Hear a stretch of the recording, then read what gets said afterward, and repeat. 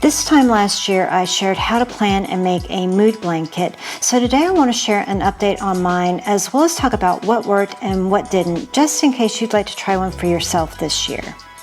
The concept of a mood blanket is very similar to a temperature blanket, only instead of recording the daily temperatures with yarn, you're going to be creating a square or a row each day that represents your mood for that day. Easy, right?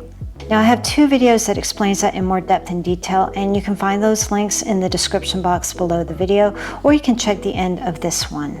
My objective with the pattern I shared was to create something that would be quick and easy, hoping that that would help to keep the habit sustainable. And overall, that did work. Each square took roughly 10 to 15 minutes to make, so it fit perfectly into a day. Although I'd say the sizing worked, there were a couple of issues.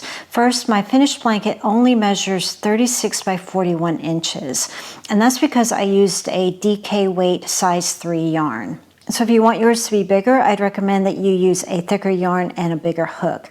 Now you could always add another round to your square, but that will add extra time to it as well. So for me personally, I would just prefer to go up on the hook size and yarn size rather than adding more time to the square. I also had a really hard time figuring out how to get my blanket to work evenly with 365 days. For you mathletes out there, it might not be an issue, but I ended up completing my blanket at 360 days. So I had to decide what I was going to do with those remaining 5 days. And at the time of making this video, I decided that I would take that span between Christmas and New Year's Day to create a border. And I'll be sharing that process in a later video. As far as the color choices go, that kind of worked and kind of didn't. I chose mine based on the fact that I had a bunch of yarn that I had bought for another project that didn't work out. So mine sort of turned into a stash blanket, mood blanket. Now what was interesting about this is that even though I had all of these colors, there are 5 in here that represented my mood the best. So for another time, I might just stick with those 5 colors to create my blanket. However, what is nice about having all of these colors is that other people looking at this will just see a patchwork blanket, but I can spot out those certain colors that mean something to me, so it's my own little secret. So here's the biggie, the consistency. What worked, what didn't. I definitely say that the size of the square and the amount of time that it took really worked and helped me out. But even with the ease of this, I still found that as time went along, the desire to work on the blanket got less and less, and it almost turned into a UFO. But since the squares only took a few minutes each day, I could collect several days worth and then work on them all at the same time.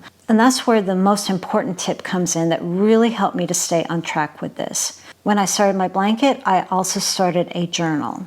This hands down was the key to my success for a couple of reasons. One, it kept me on track as far as where I was on my blanket, so each day, whether I worked on it or not physically, I could jot down the color I wanted to use for that day. So let's say I left it for several days or even weeks, I had a reference to fall back on when I came back to the actual crocheting of the squares. This also benefited me because it gave me a moment to reflect on how I was feeling on that given day, which is the point of making a mood blanket anyway, right? So even though I wasn't physically working on the square, I was still taking the time to jot down the color I wanted to use for that day, as well as acknowledging my mental health. So choose a journal that you love and start it at the same time as your blanket. And you can make this as detailed or as simple as you like. Mine is kind of a mix. Sometimes I was very chatty and I had a lot that I wanted to document, and other times I was just writing down the color for that day. And all of it is good. There's no right or wrong with how you approach this. It's all a part of your story, your blanket, your rules. Another way to stay consistent is to post about it on social media. It's like having an accountability buddy. Share your progress periodically, and I'd recommend you create specific times of the year that you're willing to share. Is it once a week, once a month, whatever fits your lifestyle? For me, I knew I wanted to make this video, so that was my motivation. But if I wasn't doing YouTube, I would have planned more on sharing monthly updates on Instagram, for example.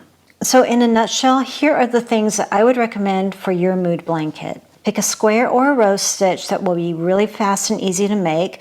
Be sure to use colors that you absolutely love because you're going to be looking at them for 365 days. And I would recommend that you use at least a weight 4 yarn and a 5mm hook to help your blanket grow, especially if you're using this square that I recommend. use a notebook or a journal to track your progress. This is a great way to reflect on your day as well as to keep record of where you've left off if you take a break. But do your best not to take long breaks because it does get harder and harder to come back to it when you start breaking the habit. And speaking of habits, if you've never read the book Atomic Habits, I highly recommend because it really does apply to this. You can find the link to that in the description box below the video. And finally, another way to help stay consistent is to post your progress on social media. This will help you stay accountable and it will inspire others. So I hope you give this project a try, and even though I did have a few bumps in the road along the way, I really enjoyed the time that I spent on this. Don't beat yourself up if you fall off track once in a while. We're human. Just keep documenting that in your journal and keep going. Now, if I missed anything or if you have any questions, be sure to leave them in the comments below. Thanks for watching, and I'll see you in the next video. Happy New Year.